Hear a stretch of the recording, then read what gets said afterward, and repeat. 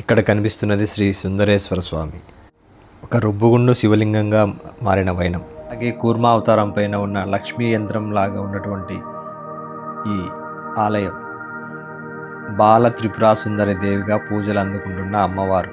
అలాగే విష్ణువు యొక్క దశావతారాలు చెక్కబడినటువంటి ధ్వజస్తంభం. అలాగే ఇక్కడ లక్ష్మీ సమేత విష్ణు ఆలయం కూడా కలదు. ఇక్కడ పూర్వం నుంచి ఉన్నటువంటి బావి. ఈ తీర్థంలో దేవకన్యలు స్నానం ఆచరించి అమ్మవారిని దర్శించుకునేవారు. కనిపిస్తున్నటువంటి దేవతలు సప్తమాతృకా దేవతలు. ఆచార్యులు స్థాపించినటువంటి లక్ష్మీ యంత్రం.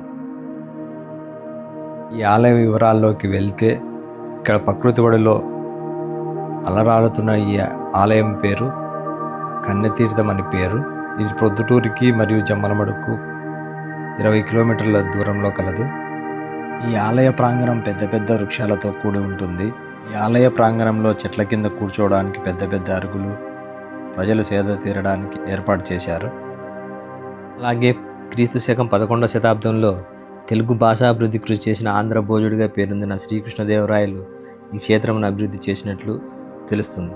ఆ తర్వాతి కాలంలో మరాఠా యోధుడు ఛత్రపతి శివాజీ, కాలజ్ఞాన బ్రహ్మ పోతులూరు వీరబ్రహ్మ స్వాముల వారు అమ్మవారిని సేవించినట్టు తెలుస్తుంది. ఇదే విష్ణువు ఆలయానికి ఎదురుగా ఉన్నటువంటి ధ్వజస్తంభం. ఈ ఆలయం ఎదురుగా ఉన్నటువంటి ధ్వజస్తంభం. ఇక్కడ విష్ణువు యొక్క దశావతారాలు శిల్పరూపంలో చెక్కబడ్డాయి.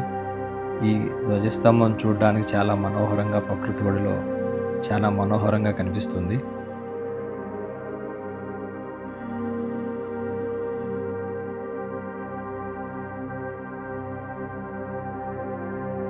ఈ ఆలయంలో లక్ష్మీ సమేత విష్ణువు చాలా మనోహరంగా కనిపిస్తారు. విగ్రహాలు చాలా అందంగా ఉన్నాయి.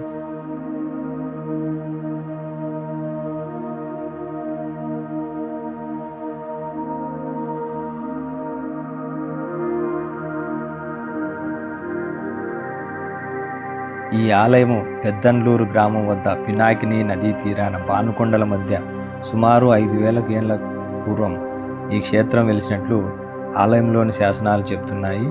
ఈ క్షేత్రంలోని పుష్కరిణిలో అలనాడు దేవకన్యలు నిత్యం స్నానం ఆచరించి అమ్మవారిని సేవించుకోవడం వల్ల ఈ క్షేత్రానికి కన్యతీర్థం అని పేరు వచ్చింది.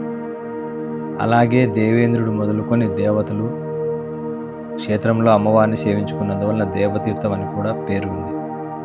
కన్యతీర్థం ముందు కొలువై ఉన్న ఈ విజయదుర్గా మాత వెలసి ఇప్పటికి సుమారు 5,000 సంవత్సరాలు పైగా అయినట్లు గుడిలోని శాసనాల ద్వారా మనకు తెలుస్తుంది.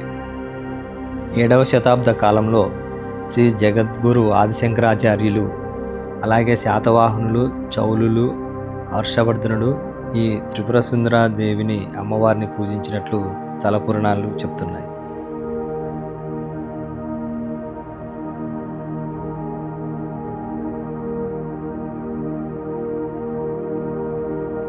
కనిపిస్తున్నటువంటి దేవతలు సప్తమాతృకా దేవతలు.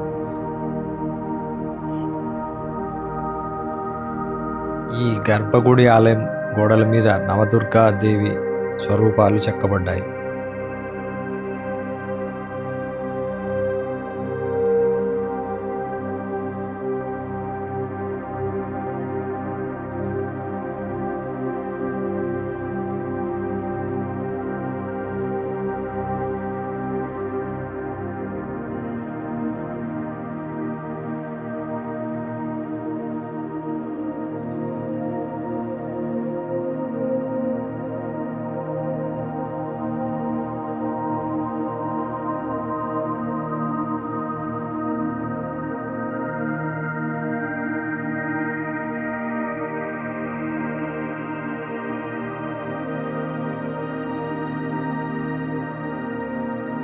ఇక్కడ చూడవచ్చు, ఈ ఆలయం కూర్మావతారం మీద ఆలయం నిర్మించినట్టు కనిపిస్తుంది. ఈ కూర్మావతారం అనగా తాబేలు యొక్క కాళ్ళు మనకు కనిపిస్తూ ఉంటాయి.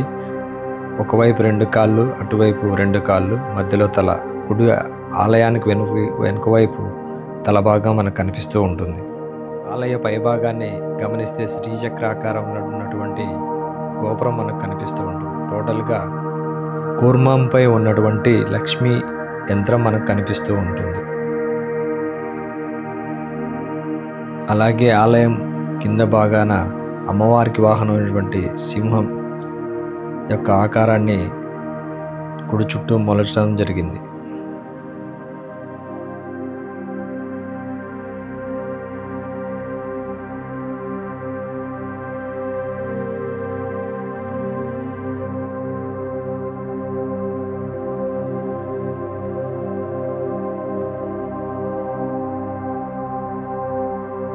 చూడవచ్చు బాల త్రిపుర సుందరి దేవి యొక్క ఆలయం.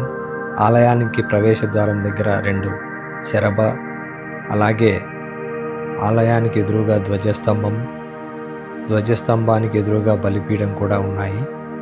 ఇక ఆలయంలోకి వెళ్దాం పదండి.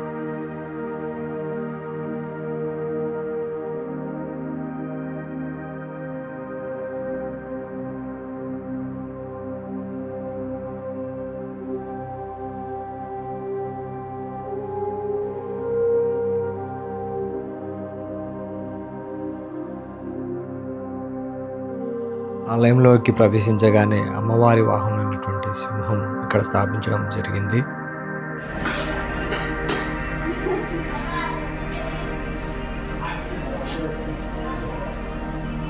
ఇక్కడ పూజలు అందుకుంటున్నటువంటి శ్రీచక్రం శ్రీ శంకరాచార్యులు స్థాపించారని ప్రతీది.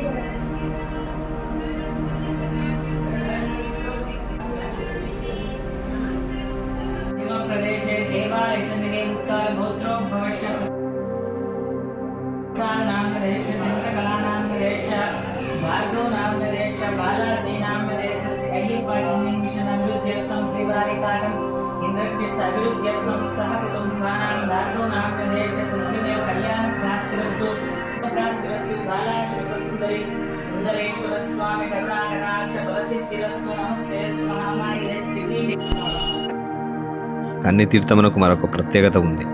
ఈ తీర్థం తిరుపతి, శ్రీశైలం క్షేత్రాలకు సరిగ్గా 90 డిగ్రీల కోణంలో అమరి ఉండటం ఒక విశేషం. ఈ 3 ఆలయాల్లో ఒకే ఆచార్యం పోలికలు ఉండటం మరొక విశేషం.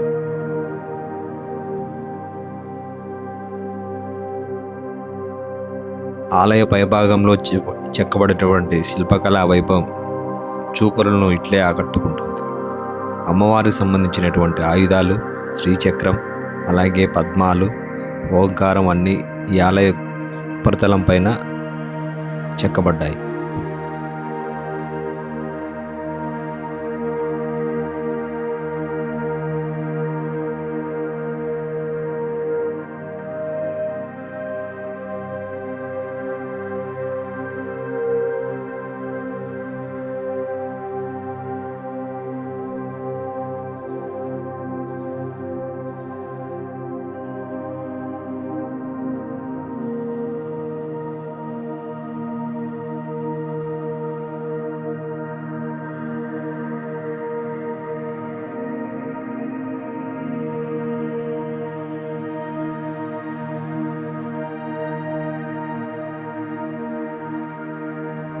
అలాగే ఈ ఆలయం నుండి కాస్త బయటకు వచ్చిన తర్వాత పక్కనే సుందరేశ్వర స్వామి ఆలయం కనిపిస్తుంది. ఆలయంలోకి వెళ్దాం పదండి.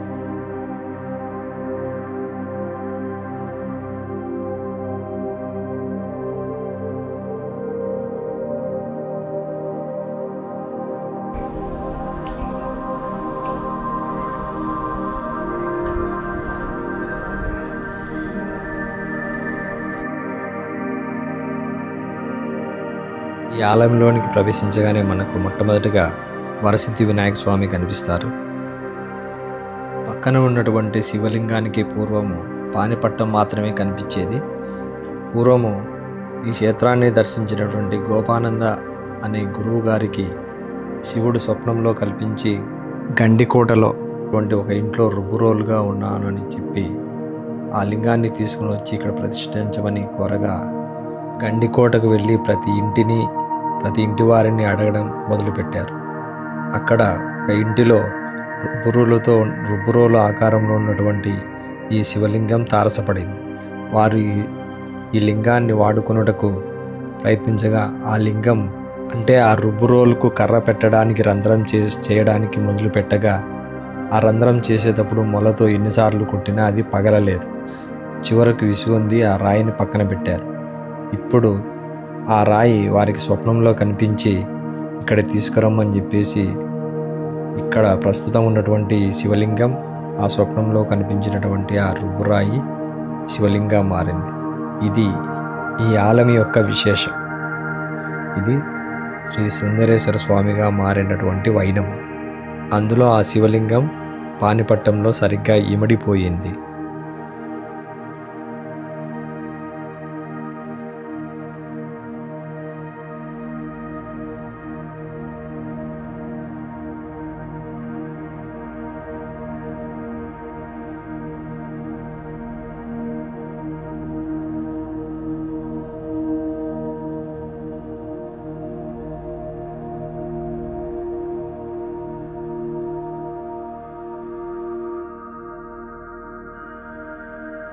అలాగే ఈ ఆలయంలో సుబ్రహ్మణ్య స్వామి కూడా కొలువై ఉన్నారు.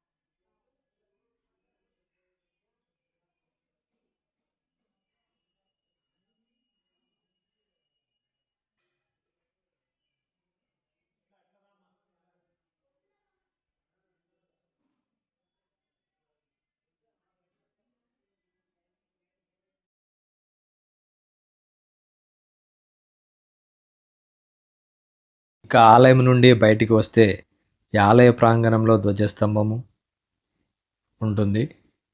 ఇక్కడ చూడొచ్చు ఆలయ పరిసరాలు ఎంత క్లీన్ అండ్ గ్రీన్గా ఉంచారో. ఈ ఆలయం చాలా శుభ్రంగా ఉంచుతారు.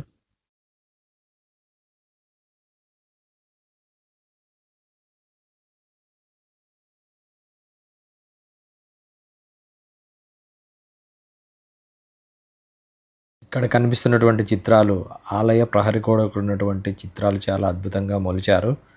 అలాగే గర్భగుడి యొక్క వెనుక వైపు విఘ్నేశ్వరుడు అలాగే దక్షిణామూర్తి కూడా ఉంటారు. ఈ గుడి సమీపంలో అగస్త్యాశ్రమం ఉంది.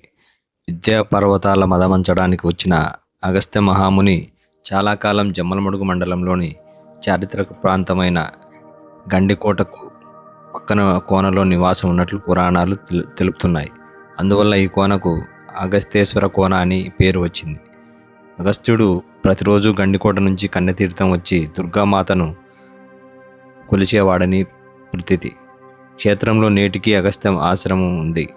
దేవతలు, మహాపురుషులు, సిద్ధపురుషులు, మునులు అమ్మవారిని సేవించుకున్నారు. అలాగే క్రీస్తు పూర్వం ఆచార్య సిద్ధనాగార్జునుడు, చౌర్య వంశ సంస్థాపకుడు చంద్రగుప్తుడు, అశోక చక్రవర్తి అమ్మవారిని దర్శించుకొని సేవించుకున్నట్లు తెలుస్తుంది.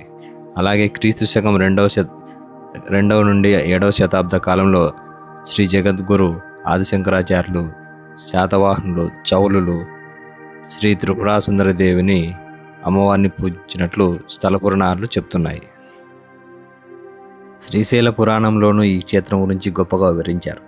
కన్యతీర్థంలోని శ్రీ త్రిపురాసుందరదేవి రూపంలో ఉన్న విజయదుర్గ అమ్మవారి మహిమలు విని జైనులు ఇక్కడికి వచ్చి అమ్మవారిని సేవించుకున్నారు. దీన్ని తాత్కాలికంగా జమ్మలమడుగు ప్రొద్దుటూరు రూట్లో ఉన్న దేవనహల్లి అయిన నేడు దేవగుడి వద్ద బాహుబలి విగ్రహం ఉంది. దీనికి నిదర్శనంగా అప్పటి అమ్మవారి గుడిపై భాగాన సిద్ధ బౌద్ధ అస్థికల గుళ్ళు చూపరులను దర్శనమిస్తాయి. ఈ క్షేత్రంలో బ్రాహ్మిణి, మహేశ్వరి, కౌమరి, వారాహి, వైష్ణవి, ఇంద్రాణి, చాముండి అనే విగ్రహాలు ఉన్నాయి.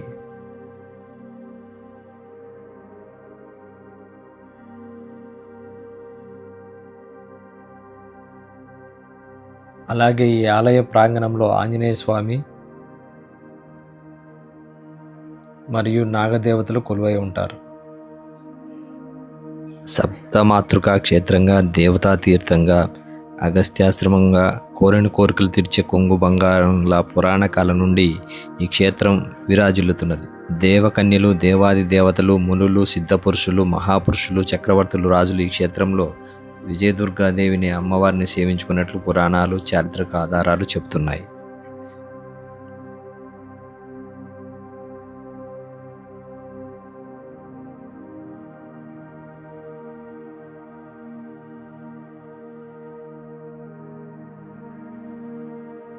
ఈ వీడియో నచ్చినట్లయితే మీరు లైక్ చేయండి, సబ్స్క్రైబ్ చేయండి. సబ్స్క్రైబ్ చేయడంతో పాటు గంట సింబల్ నొక్కండి. నేను చేసిన ప్రతి వీడియో మీకు అందుతుంది.